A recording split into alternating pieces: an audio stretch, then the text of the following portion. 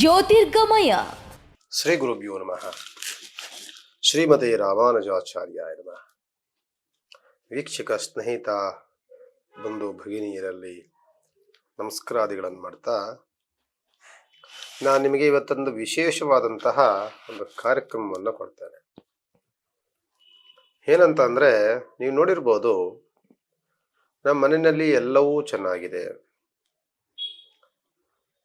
ಒಂದು ಪೂಜೆ ಪುನಸ್ಕಾರಗಳಾಗಿರಲಿ, ವ್ಯಾವಹಾರಿಕವಾದಂಥ ಜೀವನವಾಗಿರಲಿ, ಎಲ್ಲವೂ ಚೆನ್ನಾಗಿದೆ.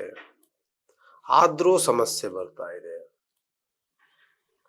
ಸಂಕಷ್ಟಗಳು, ನೋವುಗಳು, ಬೇಸರವು, ಈ ರೀತಿಯಾದಂತಹ ವಾತಾವರಣಗಳು ಬರ್ತಲೇ ಇರುತ್ತೆ. ನೀವು ಹೇಳ್ಬೋದು, ಗುರುಗಳೇ, ನಾವು ಪ್ರತಿನಿತ್ಯ ಪೂಜೆಗಳನ್ನು ತಪ್ಪದಲ್ಲೇ ಮಾಡ್ತೀವಿ, ಯಾವುದೇ ವ್ರತ ನಿಯಮಗಳನ್ನು ತಪ್ಪದಲ್ಲೇ ಆಚರಿಸ್ತೀವಿ, ಪ್ರತಿನಿತ್ಯವೂ ಮನೆಗಳಲ್ಲಿ ಪ್ರಾತಃ ಕಾಲ ಬೆಳಗ್ಗೆನೇ ಪೂಜೆ ಮಾಡ್ತೀವಿ, ಎಲ್ಲ ರೀತಿಯಲ್ಲೂ ಮಾಡ್ತೀವಿ. ಆದರೆ ನಮ್ಗೆ ಯಾಕೆ ವ್ಯವಹಾರಗಳಾಗೋದಿಲ್ಲ? ನಾವು ಅಂದ್ಕೊಳ್ತೀವಿ, ಯಾಕೋ ನಮ್ಗೆ ಯಾವ ದೇವರು ಕೈ ಹಿಡಿಲಿಲ್ವೇನೋ, ಯಾವ ದೇವರು ರಕ್ಷಣೆ ನಮ್ಗಿಲ್ವೇನೋ ಅನ್ನಿಸುತ್ತೆ. ಇದಕ್ಕೆ ನಾನು ನಿಮಗೆ ಅತ್ಯಂತ ಸುಲಭವಾಗಿರುವಂತಹ ಒಂದು ಸೂಚನೆಯನ್ನು ಕೊಡ್ತೇನೆ. ನೀವೇನಾಗತ್ತೆ ಅಂತ ಅಂದರೆ, ಒಂದು ಮನೆಯನ್ನು ಬದಲಾವಣೆಗಳನ್ನು ಮಾಡ್ಕೊಳ್ತೀರಿ, ಅಥವಾ ನೀವೇ ಮನೆಯನ್ನು ಕಟ್ಟಿ ಒಂದು ಸ್ವಂತ ಮನೆಗೆ ಹೋಗ್ತೀರಿ ಅಂತ ಅಂದ್ಕೊಳ್ಳಿ.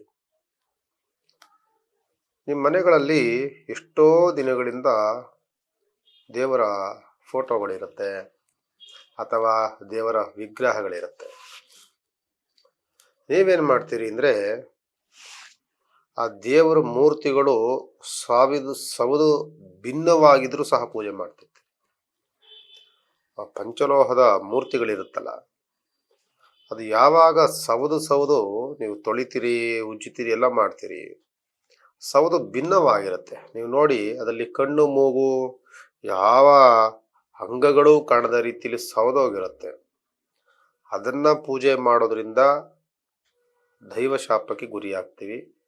ಆ ಪೂಜೆಯಿಂದ ಯಾವ ದೈವ ಅನುಗ್ರಹವೂ ಆಗೋದಿಲ್ಲ. ಒಂದು. ಮತ್ತೊಂದೇನು ಮಾಡ್ತೀರಿ ಅಂದರೆ, ನಿಮ್ಮ ಮನೆಗಳಲ್ಲಿ ಹಳೆ ಫೋಟೋಗಳೆಲ್ಲ ಇರ್ತದೆ, ಎಲ್ಲ ನಮ್ಗೆ ಯಾವುದೂ ಬೇಡ ಅಂತ ತೆಗೆದುಕೊಂಡೋಗಿ ಯಾವುದೋ ಒಂದು ಜಾಗದಲ್ಲಿ ಇಟ್ಬಿಟ್ಟು ಬಂದ್ಬಿಡ್ತೀರಿ.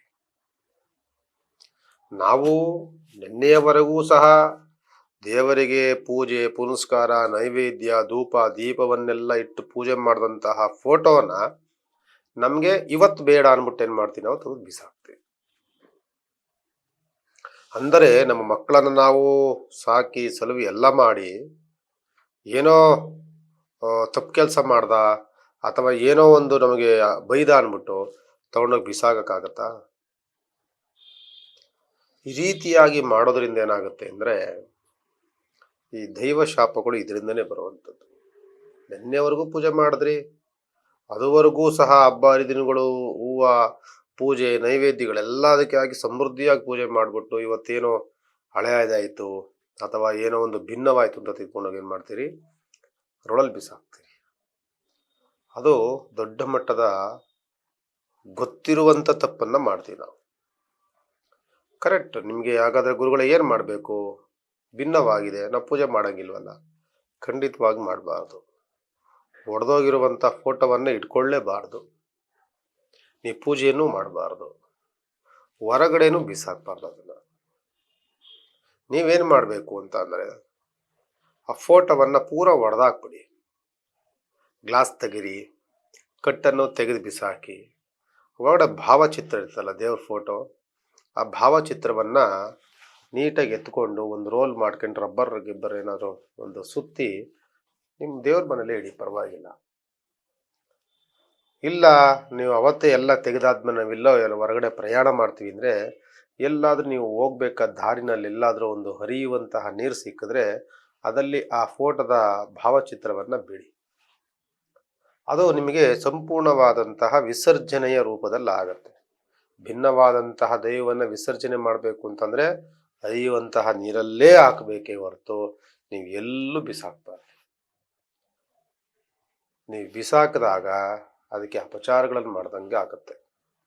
ಮತ್ತು ಈ ದೇವರ ಮೂರ್ತಿಗಳು ಉಜ್ಜಿ ಉಜ್ಜಿ ಸೌದೋಗಿರ್ತದಲ್ಲ, ಅದನ್ನೂ ಅಷ್ಟೇ ನೀವು ಯಾವುದಾದ್ರೂ ಪುಣ್ಯಕ್ಷೇತ್ರಗಳು ಹೋಗ್ತೀರಿ. ನಾನು ಹೇಳೋವಂಥದ್ದು, ಧರ್ಮಸ್ಥಳ ಹೋಗ್ತೀರಿ, ನೇತ್ರಾವತಿ ನದಿಗೆ ಬಿಡಿ. ತಿರುಪತಿಗೆ ಹೋಗ್ತೀರಿ, ಅಲ್ಲಿ ಪುಷ್ಕರಣಿಗೆ ಬಿಡಿ. ಮಂತ್ರಾಲಯ ಹೋಗ್ತೀರಿ, ಅಲ್ಲೇ ತುಂಗಭದ್ರ ಇರ್ತದೆ, ಅಲ್ಲಿ ಬಿಡಿ. ಶ್ರೀರಂಗಪಟ್ಟಣ ಹೋಗ್ತೀರಿ, ನಿಮಿಷಾಂಬ ಇದೆ, ಅಲ್ಲಿ ಬಿಡಿ.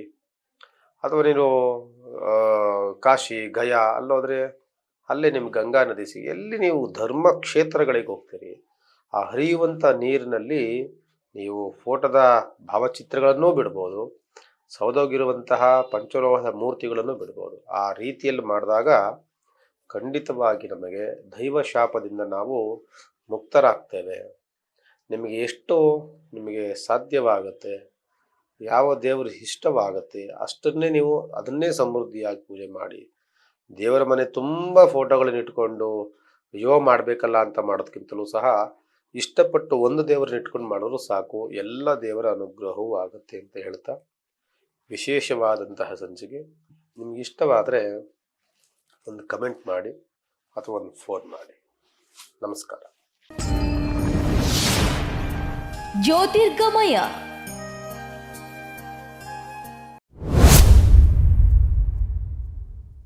ಲೈಕ್ ಮಾಡಿ, ಶೇರ್ ಮಾಡಿ, ಸಬ್ಸ್ಕ್ರೈಬ್ ಮಾಡಿ. ನೋಡ್ತಾ ಇರಿ ರಿಯಲ್ ಬೆಂಗಳೂರು.